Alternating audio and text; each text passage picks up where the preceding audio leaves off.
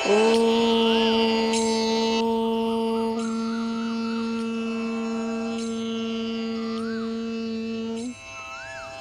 आशा है कि आप और आपके समस्त परिवार स्वस्थ और खुश होंगे। मैं अपने इष्ट देव से प्रार्थना करती हूँ कि आप और आपका समस्त परिवार सुख समृद्धि से सदा हरा भरा रहे।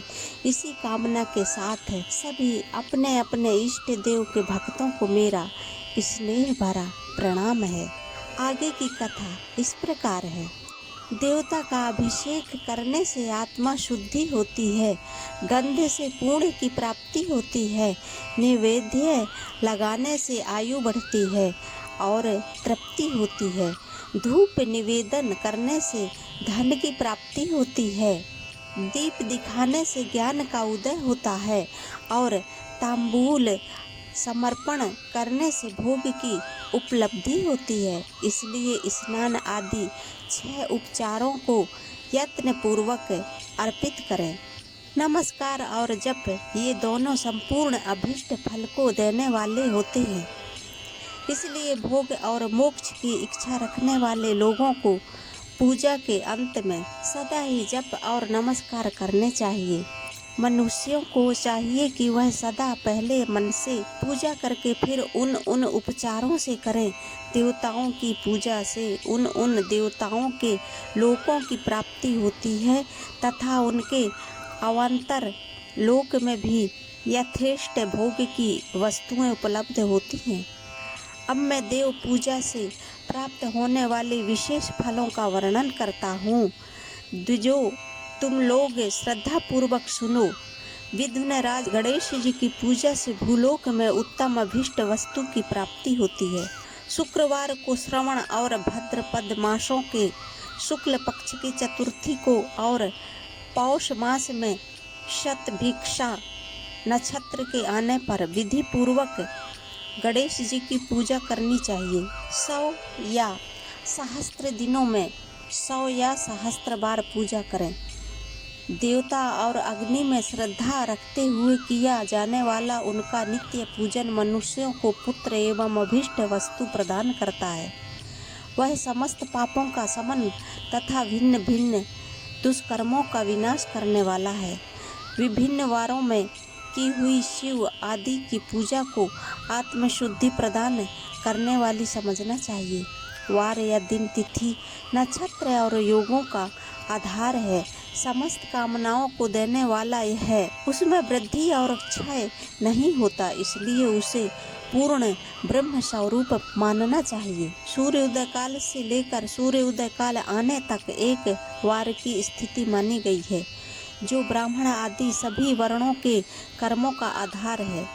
विहित तिथि के पूर्व भाग में की हुई देव पूजा मनुष्यों को पूर्ण भोग प्रदान करने वाली होती है। यदि मध्याह्न के बाद तिथि का आरंभ होता है तो रात्रि युक्त तिथि का पूर्व भाग पितरों के श्राद्ध आदि कर्म के लिए उत्तम बताया जाता है। ऐसी तिथि का प्रभाग ही दिन से युक्त होता है, अंततः वही देव कर्म के लिए प्रशस्त माना गया है। यदि मध्याह्न काल तक तिथि रहे तो उदय व्यापिनी तिथि को ही देव कार्य में ग्रहण करना चाहिए। इसी तरह शुभ तिथि एवं नक्षत्र आदि ही देव कार्य में ग्राह्य होते हैं। वार आदि का भली भांति विचार करके पूजा और जप आदि करने चाहिए। वेदों में पूजा शब्द के अर्थ की इस प्रकार योजना की गई है। पूज्यार्थे अनेन इति पूजा। यह पूजा शब्द की व्युत्पत्ति है। पूह का अर्थ है भोग और फल की सिद्धि। वह जिस कर्म से संपन्न होती है उसका नाम पूजा है। मनोवांछित वस्तु तथा ज्ञान ये ही अभीष्ट वस्तुएं हैं। सकाम भाव वाले को अभीष्ट भोग अपेक्षित होता है और निष्काम भाव वाले को अर्थ। परमार्थिक ज्ञान ये दोनों ही पूजा शब्द के अर्थ हैं। इनकी योजना करने से ही पूजा शब्द की सार्थकता है। इस प्रकार लोक और वेद में पूजा शब्द का अर्थ विख्यात है। नित्य और नैमित्तिक कर्म कालांतर में फल देते हैं, किंतु काम्य कर्म का यदि भली भांति अनुष्ठान हुआ हो तो वह तत्काल फलद होता है। प्रतिदिन एक पक्ष, एक मास और एक वर्ष तक लगातार पूजन करने से उन कर्मों के फल की प्राप्ति होती है और उनसे वैसे ही पापों का क्रमशः क्षय होता है। आगे की कथा अगली वीडियो में सुनें। आप सभी सुनने वालों का बहुत बहुत आभार है और निवेदन है कि इस चैनल को सब्सक्राइब करें, शेयर करें, लाइक करें और कमेंट करें। एक विशेष बात, आजकल नई नई बीमारियों का दौर चल रहा है, इसलिए घबराएं नहीं, भगवान पर भरोसा रखें, अपने आप पर भरोसा रखें और थोड़ी सावधानी बरतें। समस्त रोगों की जड़ है जल।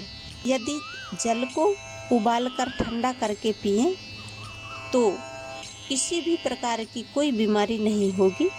यदि कोई समर्थ नहीं है पानी उबालने में तो इतनी तेज़ धूप होती है, सुबह से शाम तक बाहर धूप में ढककर पानी रख दें और रात में ठंडा कर लें। ऐसा प्रतिदिन करते रहें। उबला हुआ ठंडा पानी पिएं, कभी बीमार नहीं होंगे। मुख्य बीमारी की जड़ जल ही होता है, क्योंकि जल दूषित हो सकता है। धन्यवाद।